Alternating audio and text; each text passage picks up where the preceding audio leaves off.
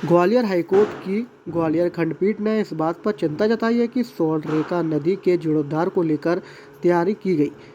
DPR के अनुमोदन के बावजूद सरकार फंड जारी क्यों नहीं कर रही है।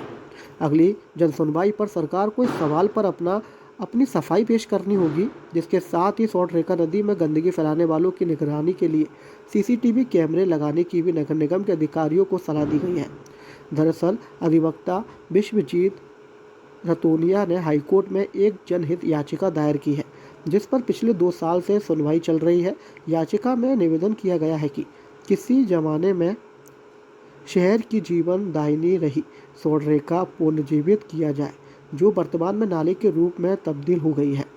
स्वर्णरेखा नदी के जीर्णोद्धार के लिए जिला प्रशासन ने MITS यानी Madhav institute of technology and science तथा भोपाल के मौलाना आज़ाद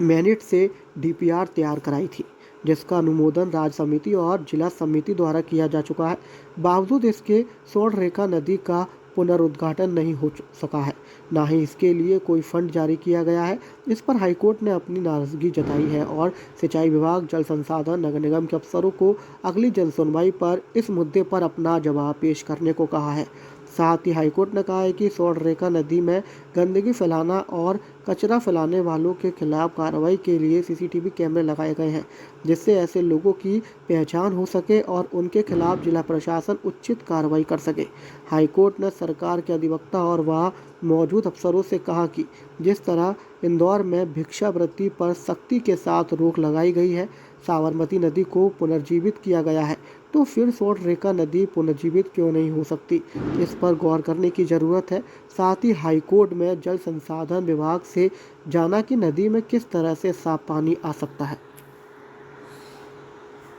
वैसे क्या मामला था? देखिए, आज एक बार फिर ग्वालियर की एक ज़माने में जीवनदायिनी रही ग्वालियर की स्वर्णरेखा नदी के प्रकरण में माननीय उच्च न्यायालय ग्वालियर खंडपीठ में सुनवाई थी। माननीय न्यायालय ने ये स्पष्ट तौर पर कहा कि हमारे आदेशों को आदेश समझा जाए, निवेदन ना समझा जाए। और माननीय न्यायालय ने डीपीआर पर बात करते हुए कहा कि जो पिछले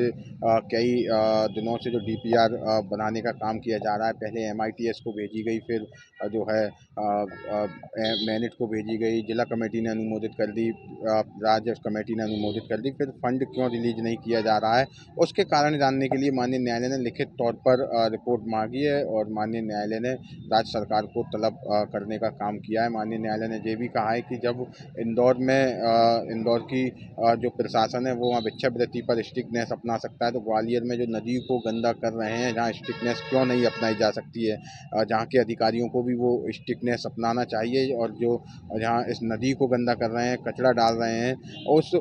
उनकी निगरानी के लिए जो है इस नदी में सीसीटीवी कैमरे लगाने की भी बात न्यायालय ने कही है। और माननीय न्यायालय ने साबरमती नदी का भी उदाहरण देते हुए कहा है कि देश में साबरमती नदी जो नाला बन गई थी, उस नदी का जब विकास हो सकता है, वो नदी डेवलप हो सकती है, तो ग्वालियर की स्वर्णरेखा नदी डेवलप क्यों नहीं हो सकती है। माननीय न्यायालय ने WRD के अधिकारियों से भी पूरी जो है जानकारी लेते हुए पूरी जानकारी ली और ये समझने का भी माननीय न्यायालय ने काम किया कि नदी में पानी कैसे आ सकता है, उस नदी को कैसे रिवाइवल किया जा सकता है। WRD ने भी अपने जवाब पेश किए हैं कि वो क्या क्या काम कर रहे हैं, किस तरीके से कैनाल बनाने का काम कर रहे हैं। अगली सुनवाई पर माननीय न्यायालय ने एक बार फिर जो है सभी अधिकारियों को उपलब्ध होने के साथ साथ राज्य सरकार की से रिपोर्ट प्रमुख तौर पर तलब करने के लिए कहा है कि किन कारणों को से बजट अलॉट नहीं किया जा रहा है।